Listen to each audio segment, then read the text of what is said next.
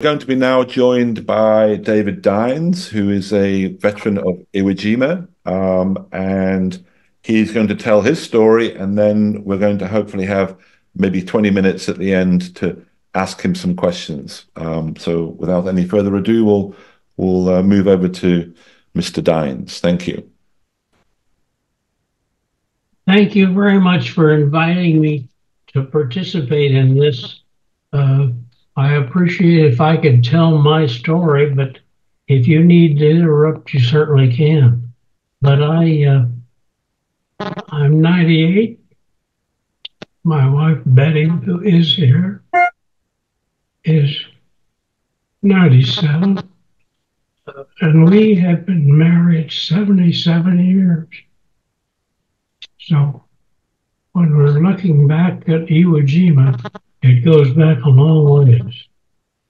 Now, the reason that I'd like to tell some of this story is that I was raised in a family with quite a bit of wealth, and we were told very much what we were going to do. And I was sent away to Phillips Academy, Andover, to again prepare myself for Yale. Yale was a very important factor in my family, and I really wasn't excited about this, but I had 4 years in preparatory school, and then the war was on, and I decided to enlist, and I did. And boot camp was in San Diego, and was very it was stressful, but I was in very good shape, so it was easy for me. I made one mistake during boot camp in which the sergeant called me on it, and he prescribed that I would march in front of the group. I would pat my rifle and then my groin and say, uh, this is for fighting and this is for fun." And I had to do that for an hour and then sleep with my rifle. It was the only mistake I really made, but it was hard. Anyway, uh, we were training in booth camp just to be good soldiers, and then I was transferred to Pendleton for forward observer naval gunfire. And this was uh, this was great because I met some wonderful people. Now I had a friend I grew up with in Denver named Frank Shafroth, whose uncle was Admiral Shafroth, who was head of the Second Fleet, and they had a friend in La Jolla named Seabury, who was a retired colonel in the Marine Corps.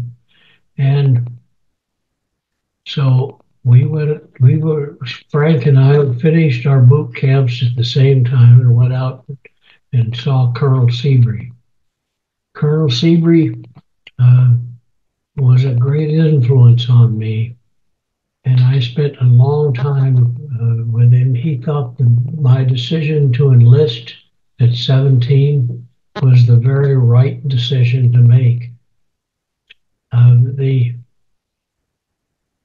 What happened is I liked him so well and I talked so much that he asked me to come to the beach and tennis club in La Jolla for lunch one day, and uh,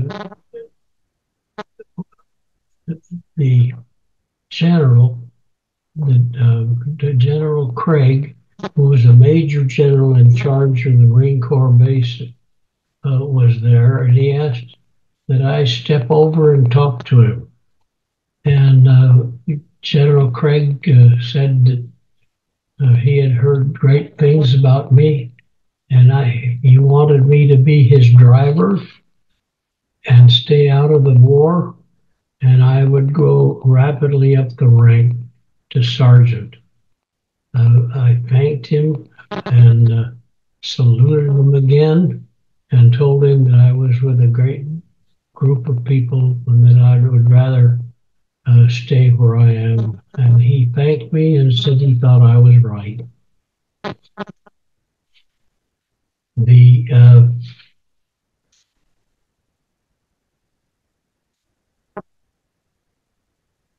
We were flown from Guam. We were flown to Guam as replacements, and this we were there uh, a month after the first landing, and our job, because we couldn't use naval gunfire uh, with the Guamanians, was to just clean up pockets for the next month, and then the Guam ended, and we started preparing for Iwo Jima. Although we as enlisted people knew nothing about Iwo Jima and knew nothing about where we were going.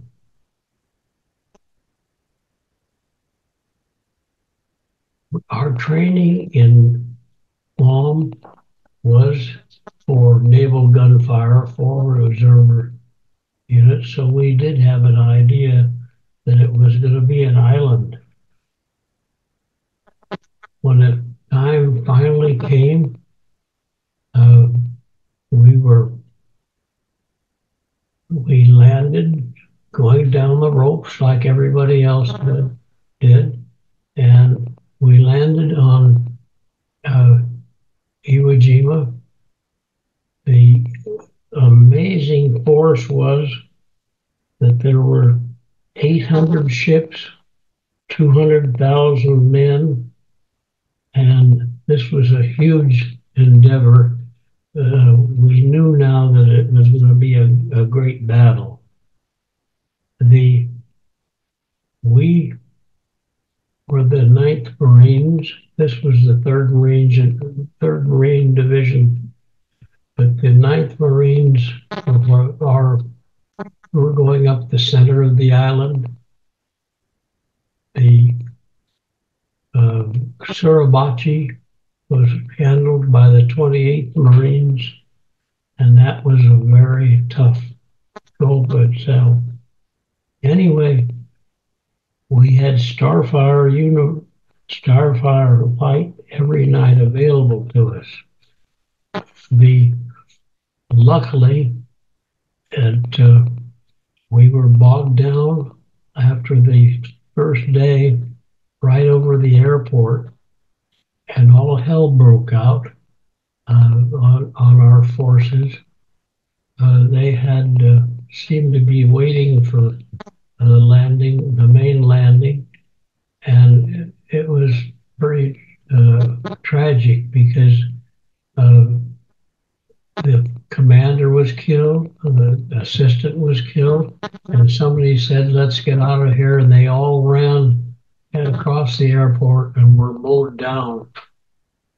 We knocked out their naval gunfire, and Robert Glenn, who was our first lieutenant in naval gunfire forward observer, said, "We're staying, and we're staying and keeping this position."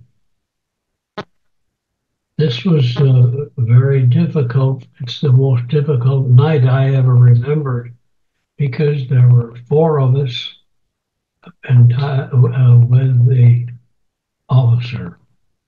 So here we were, five people against all the Japanese going up the island. Anyway, we luckily had no bonsai attack that particular day, and luckily there were two nights that we had no bonsai attack. I always wondered if the destroyer that sending in the naval gunfire, if he had gotten the orders wrong. Well, anyway, The third day, we started up the island with a bonsai attack every single night. With the bonsai attack, they come right for your forces and you have to mow them down. I was very fortunate that I had a carbine and I was very good with an expert, and I was able to uh, kill a number of Japanese attacking us. We we went up the island, banzai attacks every night. They got less and less with numbers, and we finally uh, secured the island. The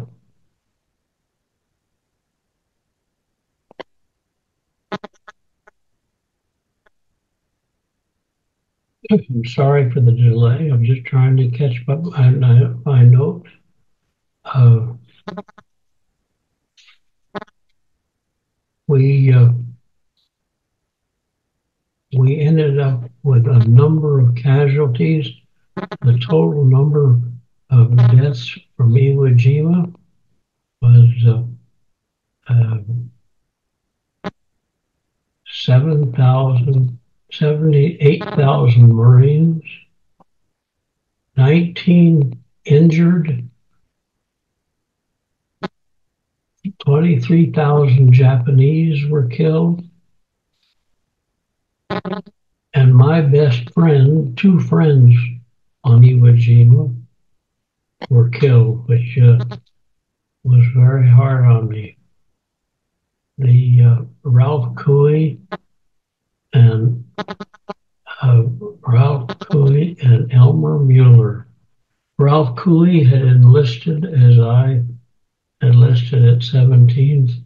Elmer Mueller had two children and was not expected to be drafted into the Marine Corps, but he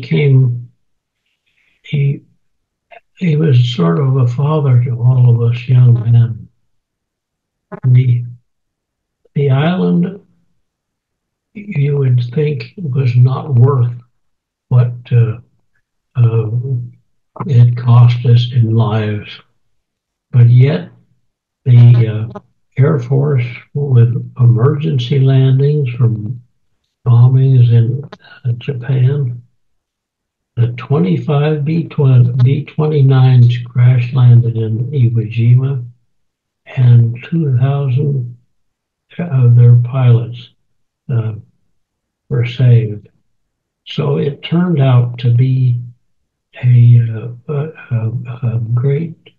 Uh, it was a calculated risk with a lot of it. It has to be the bloodiest of all the World War II battles in the Pacific. When it was all over and the war ended, uh, I was awarded first class, and Robert Glenn, who had called all the right things, was made captain and got the Naval Cross for our work. It would have been nice if the Naval Cross had been given to the group, but that isn't the way the Marine Corps works. So anyway, the battle is over, and I got my family wanted me to go to Yale, and I went back and took the exams and didn't pass it. And my five best friends also didn't pass it. They had to go back and take another year of Andover, which was high school. There's a preparatory school, but it was high school. I refused to do that, and I got into Colorado College in pre-med, and that's in that part of it. But the amazing thing is that I lived through it, and I sometimes ask myself, how was I able to live through this? The battle took a huge uh, toll. It took me several months to get over it. My family didn't quite understand that. And because I didn't go back and go to Andover, and because Betty and I got married on in November 1947, I was kicked out of the family, and that was a big blow. It was August 1947. That was a very big blow because I had been a good son. Anyway, we have a wonderful family. I have my son, my daughter. We have 4 grandchildren and 4 great-grandchildren. We're a very close family, and we keep in touch with Zoom every Sunday night.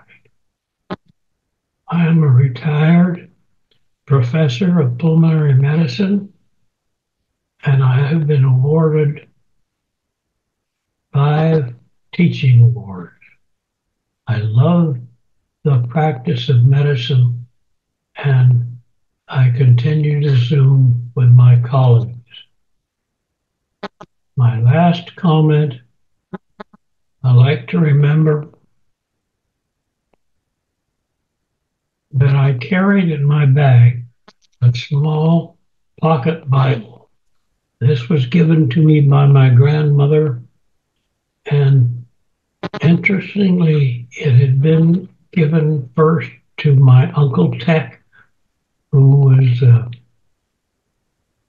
the youngest in her family, and he was killed in the Argonne Forest in France. It didn't bring him good luck, but it did bring me great luck. So that's the end of my story, and I would be glad to answer any questions. Thank you, Mr. Deans. How are you? Mr. James. Oh, Hello. How are you today, sir? Is that addressed to me? Yeah, it's Alex here. It's Alex from Friends.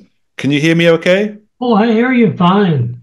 Great. Okay. Well, how are you today, sir? How are you? good. How are you? I'm fine. I couldn't tell if that's a question coming in or if it's directed to me.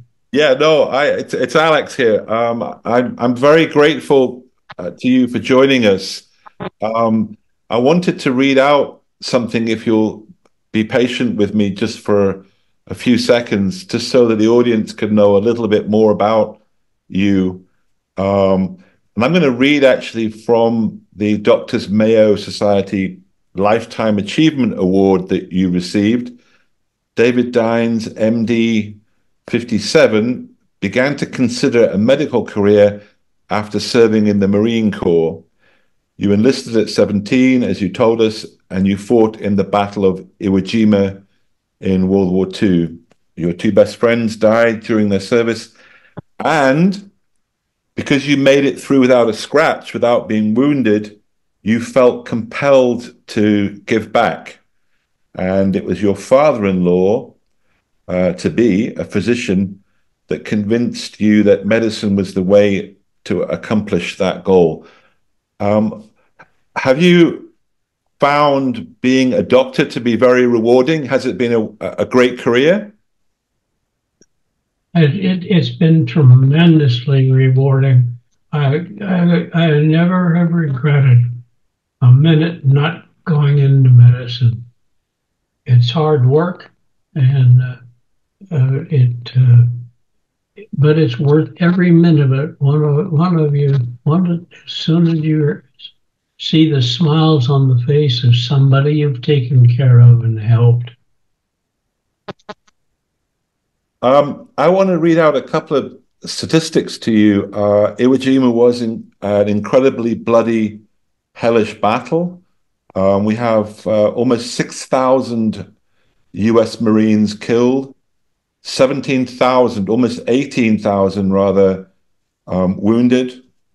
The Japanese, around about 18,000 killed or missing in action, and just 216 prisoners taken on Iwo Jima.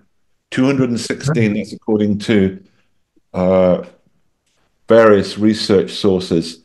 Um, why were so few prisoners taken on Iwo Jima? Why were there so few Japanese taken prisoner on Iwo Jima? That's a very good question, but I'll tell you, those 216 were really gave up. And the whole thing about the Japanese on Iwo Jima is they were ready to die. So it was very unusual for them to surrender. And that's where the 216 are. The rest were shot dead or killed by uh, grenades. It's sort of interesting that the flamethrowers in Iwo Jima uh, were all killed. There were 21 killed in Iwo Jima by itself. Did you feel blessed? Did you feel very lucky to survive Iwo Jima? I felt very lucky to survive. And I asked myself, uh, why do you think you survived? I'll tell you, there was a corporal in our group who made sergeant. He was standing right next to me and he was shot. And, and why it didn't get me, I have no idea. I guess it was because God was looking after me. But anyway, he died. It had to go through his femoral artery, and he died. There was no way you could pack it. He died immediately. So that was what took us down. We in our forward observer group, we started with 5. We ended up with 2.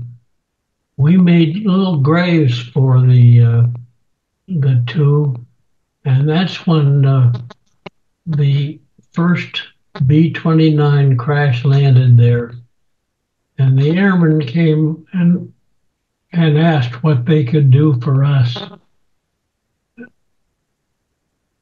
And I gave them my sword and my rifle and the Japanese sword, rifle, and flag. And I'd never expect to have it sent to me, but it was by these men. They were so appreciative because Iwo Jima saved their lives too. Did you fight throughout the 5 weeks of the battle? Were you there for all 5 weeks of the Battle of Iwo Jima? The Battle of Iwo Jima went for 26 days, and I fought the whole time. I don't know how many I killed, but I know I killed a lot. And I went through a period of feeling very much against the Japanese after it was all over. But now we have lots of Japanese doctors and colleagues, and I've gotten over that. Did it take a long time for you to recover from what had been done to you physically, spiritually, and psychologically? Did you have to really try hard to recover? It took a lot out of me, and that was one thing that was difficult when my family gave us, really said that you're out of it, and we had no money, and I can't see how a mother and father can give up a son, but they did. Uh, First, because I wouldn't go back to Yale, and second, because they didn't like Dr. and Mrs. Harvey and Betty, and they resented very much that I married Betty. And but they missed out because Betty's been a wonderful wife. So what happened to you after Iwo Jima? Where did you fight elsewhere? I got right into Colorado College in pre-med, and Betty and I had the biggest paper route to make money. I would drive, and I would sit on the fender and throw the Rocky Mountain News. She would drive, and uh, occasionally she'd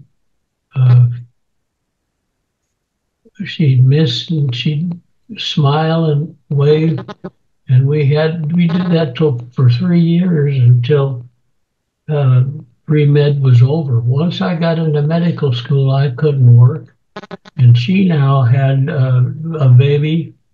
We adopted a baby girl named Sarah Lee, and Dr. Harvey delivered her, and we got her at 1 year of age, and she became an RN, and unfortunately died at age 40 of metastatic breast cancer.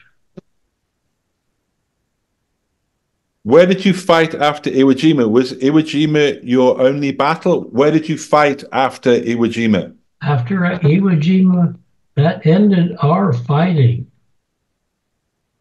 That ended the 3rd Marine Division's fighting.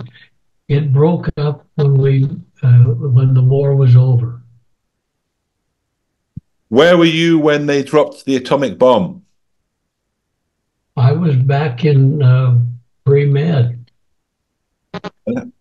How did you react? Do you remember how you felt when you heard that they had dropped an atomic bomb? Oh, I was thrilled by it. I was thrilled by it. Tell us more about that. Well, this I can remember so well.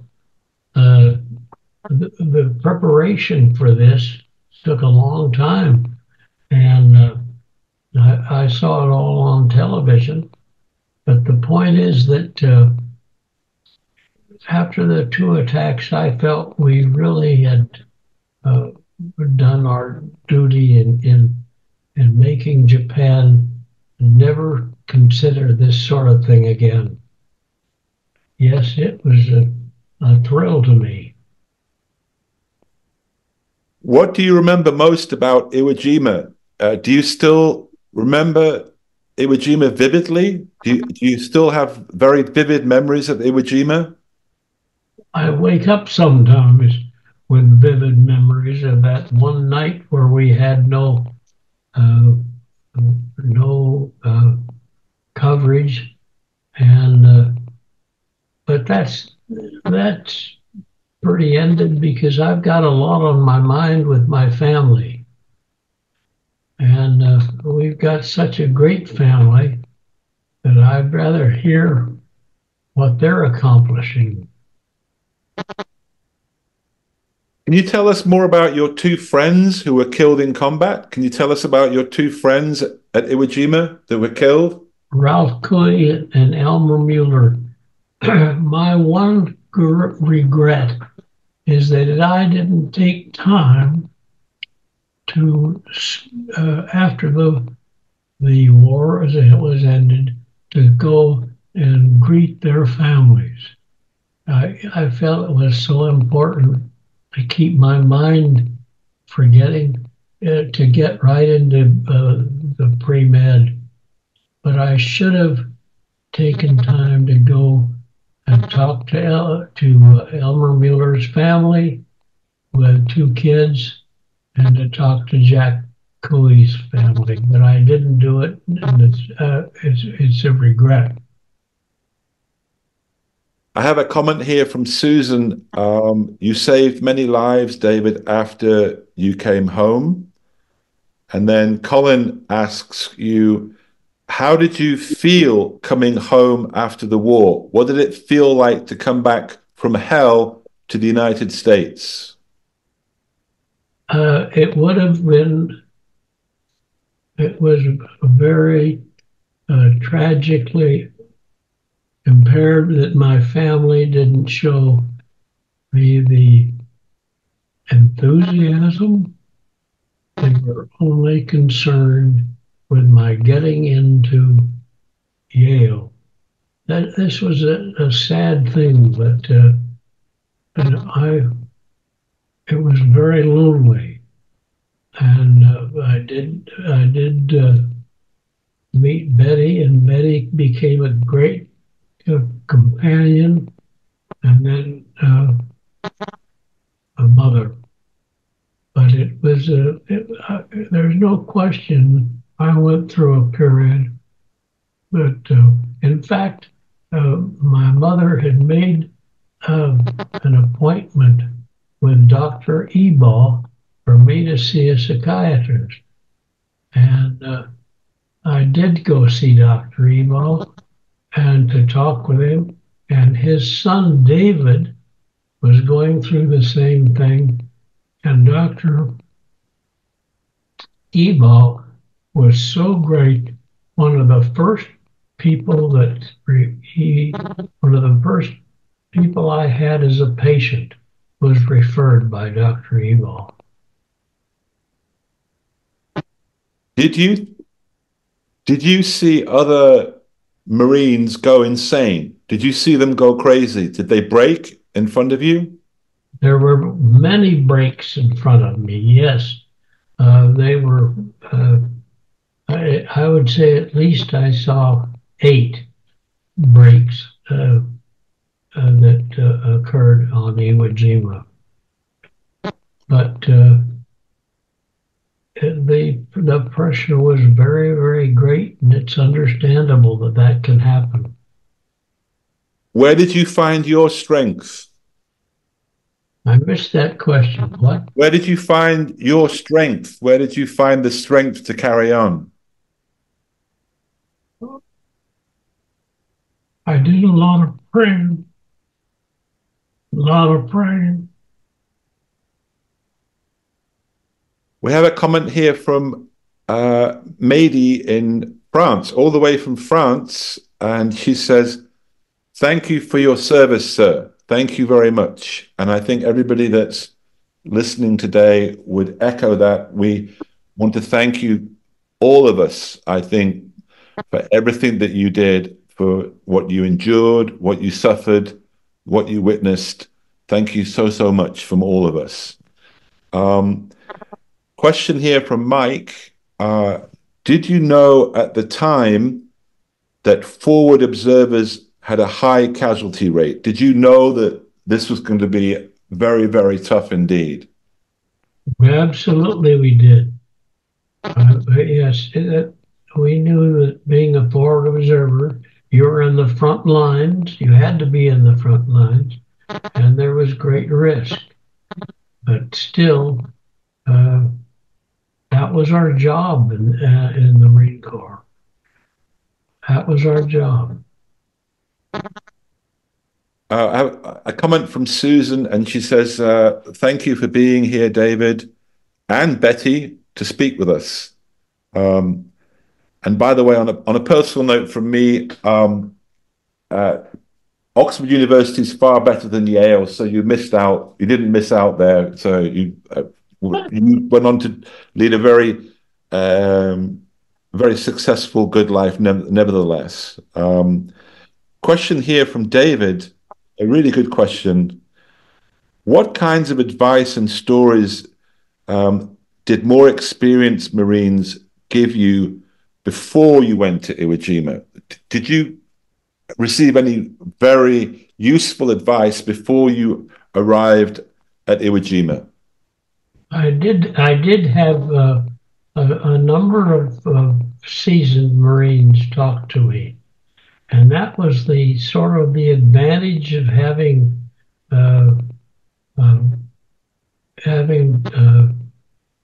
Colonel Seabury, because the times I spent with him, he told me so much about the history of the Marine Corps and how much it it would mean to me.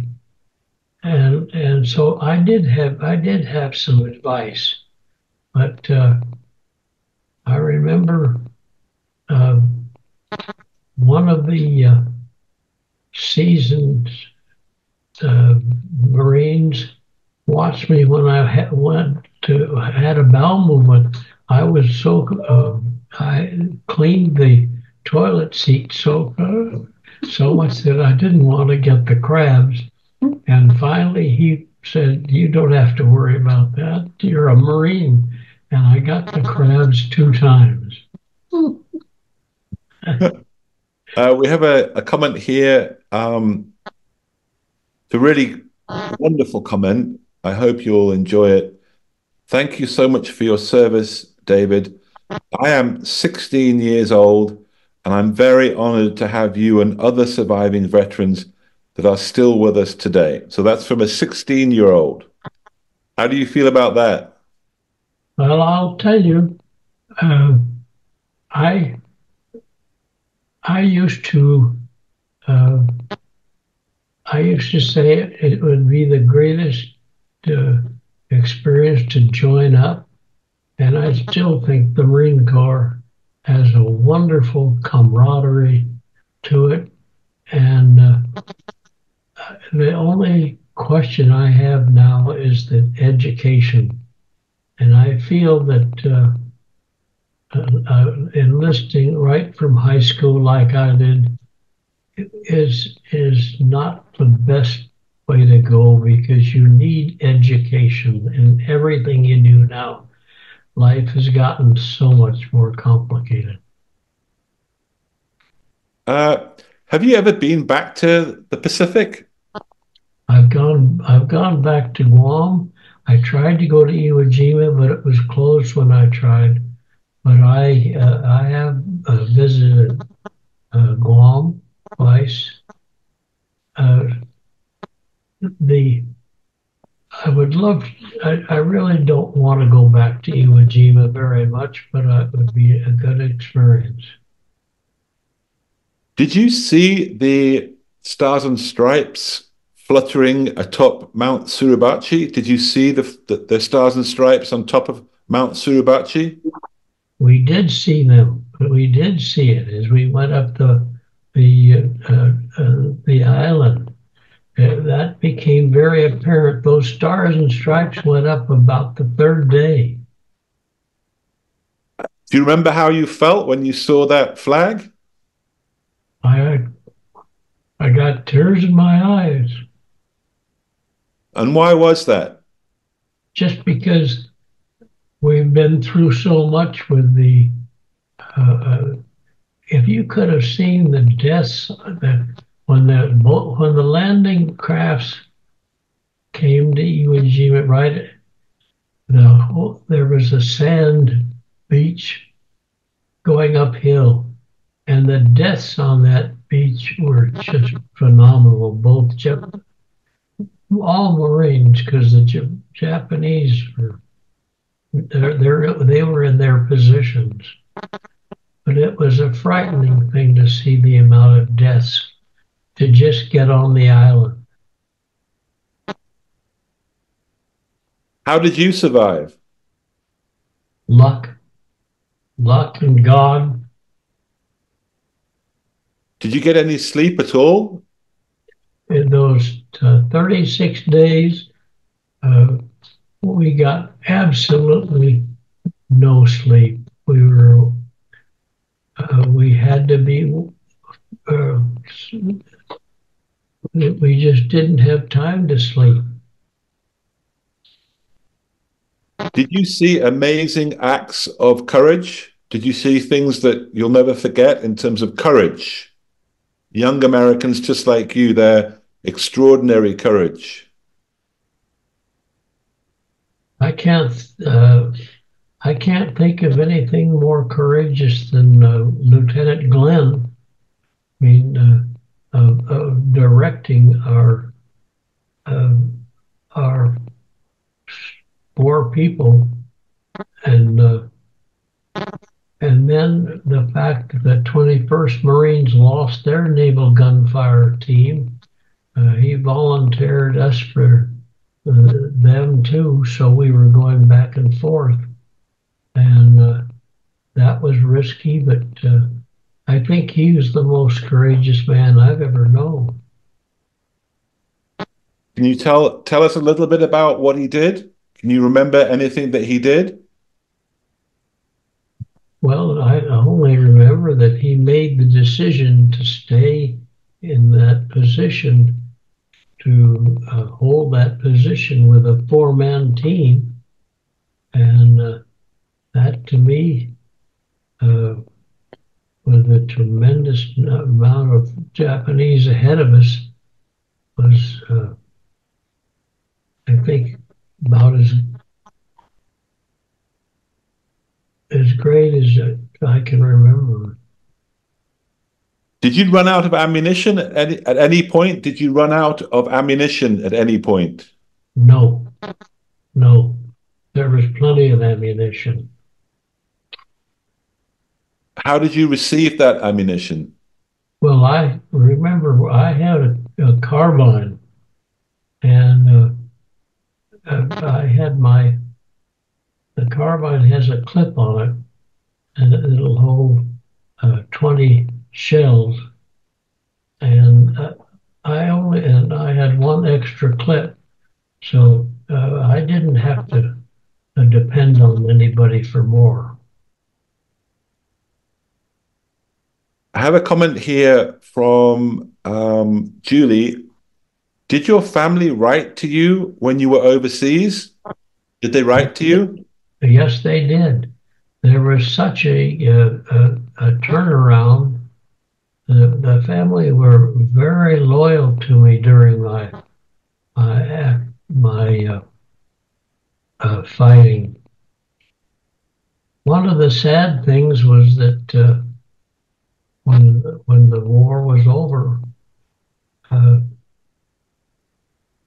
we came home on the USS Dashing Wave to San Diego.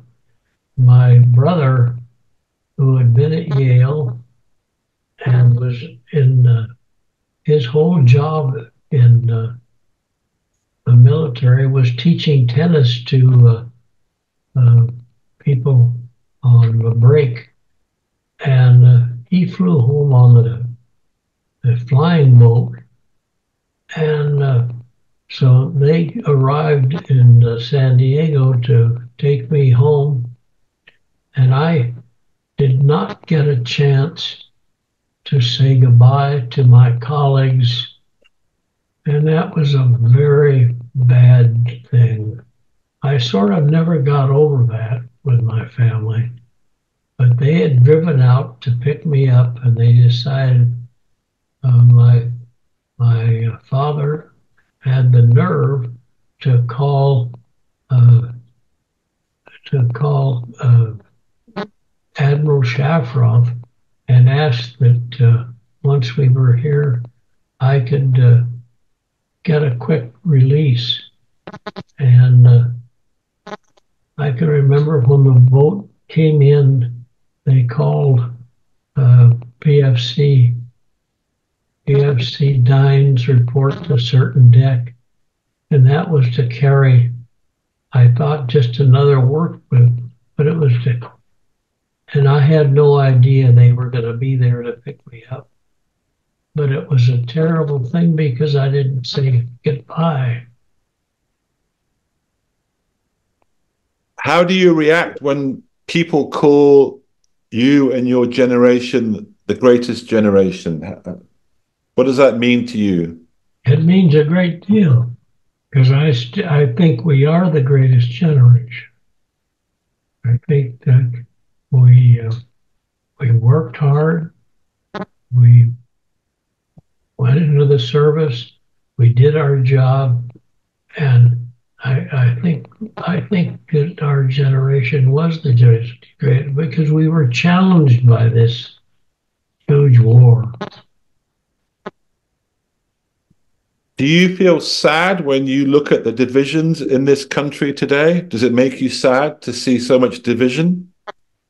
I'm very sad about the Marine Corps because they are not getting the enlistment, and this, in fact, they're not getting the enlistments in much of the Navy, and we don't have the spirit in this country of people wanting to uh, enlist to be part of this great country. It is a great country, but it's very sad in our wanting to keep up a military. What was the thing that you learned about yourself? Because you went through the supreme test, an unbelievable ordeal. What did you learn about yourself after from Iwo Jima? Well, that I had strength that I didn't know about, strength in my heart, and I, I had a great faith. Do you think the reason why you're talking to us today is because of God? I do, absolutely do. We have a question here. The Japanese army is known to have been so cruel.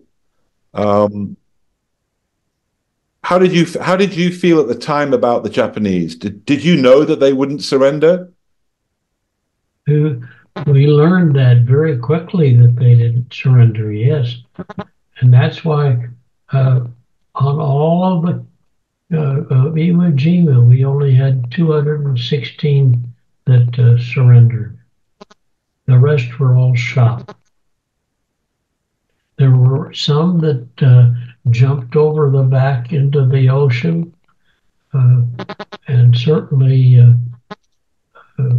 that amounted to maybe a few, but most were killed. Have you been able to forgive the Japanese for what they did in World War II? Well, I visited Japan twice. Can you tell us about that? No, I don't like to bring that up. Okay. Um, can you remember any good times in during your service? Do you have any really bright, happy memories? Well, I don't remember a lot of very happy memories, but we did have, as enlisted men, we were given on Guam two warm beers, and there were several of us that would save our beers for Saturday night and would drink them all so we could get high. And but it took me about five warm beers for me to, and I threw up. Should have hung out with some Brits. They would have helped you with that. What do you want to tell young Americans about your service, about your experiences? What do you want young Americans to know about what your generation went through, what they did? Well, I would like the young generation to realize that America is great and we have a responsibility, and particularly in now, in maintaining a very able military. And wars in the future will never be like the war that I went through, but we have to be a strong military. And that's what I would tell them. I would also tell them that to keep fit, to be fit with exercise so that you can meet any challenge that you have. We have a comment here. Thank you for this session, hosting, etc., making it possible to listen to Dr. Dines. Such respect to hear his life in service to others.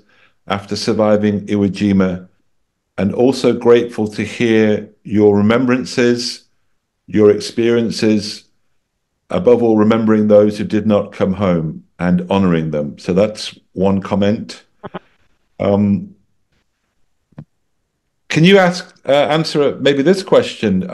Is there a is there a film about the Pacific War which was most accurate that you like most? Is there a film that you like most about the Pacific War? Well, I think many of the document documents were pretty accurate. It's and certainly the movies would try and make that true, but there's no way that a documentary or a movie can make it like it was. The, just the death around you, the smell of death. I mean, you can't believe the smell of Iwo Jima from the death, and that is can never be reproduced. Did you get together with any of the men you served with after the war?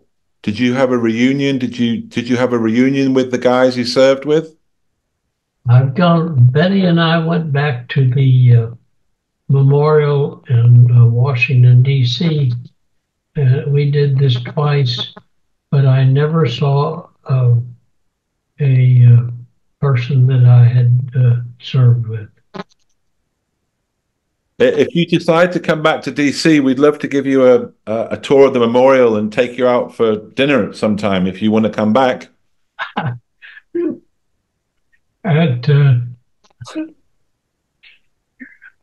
98, I think my chances of getting back would be pretty poor. Oh, I don't know. We could send a car to fetch you. Where are you right now? I appreciate that. I would like to do it one more time. Where are you joining us from right now? Where are you now? I'm in Charterhouse, which is part of Mayo, and it's a retirement home. And my daughter Betty is here, and my granddaughter Ginny. I'm your wife, not your daughter. I mean my wife. I'm sorry. Yeah, my my. Oh, that's so sad. Um, do you read a lot about World War II? Are you still interested in World War II? Do you read books about it? I do read a lot about World War II. And how do you what books on Iwo Jima, what books on the Pacific would you recommend to us, given that you were actually there?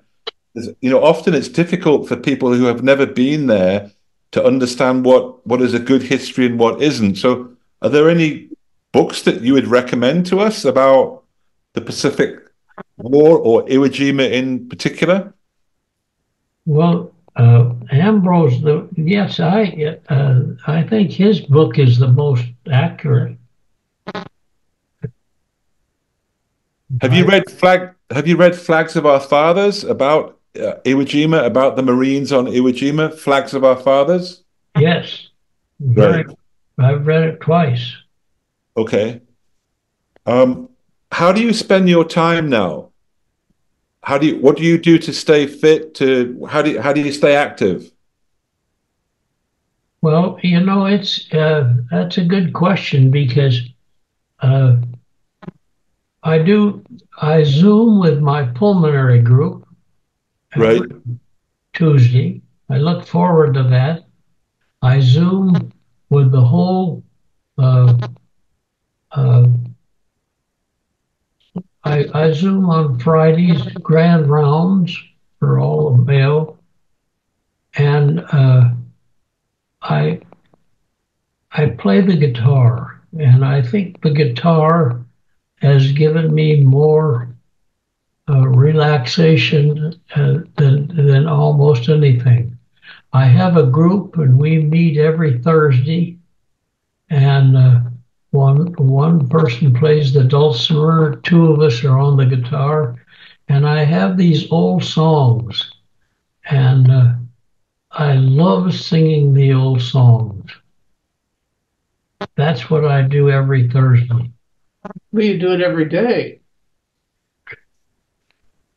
And I do play some. I still read music, and but when we play, I just play the notes. What advice would you give to all of us on how to lead a good life? What makes for a good life? I think I think one of the things that makes for a good life is your appreciation of God, of what God has done for every one of us. I never miss going to Vespers, and nor does Betty. So I think religious faith is one of the most important things. And the second thing is exercise, to keep exercising so that you keep yourself up. And those are two things that I think are important. Do you think that you found a redemptive aspect to being a doctor? Do you think that that was part of your good life, helping others, healing others?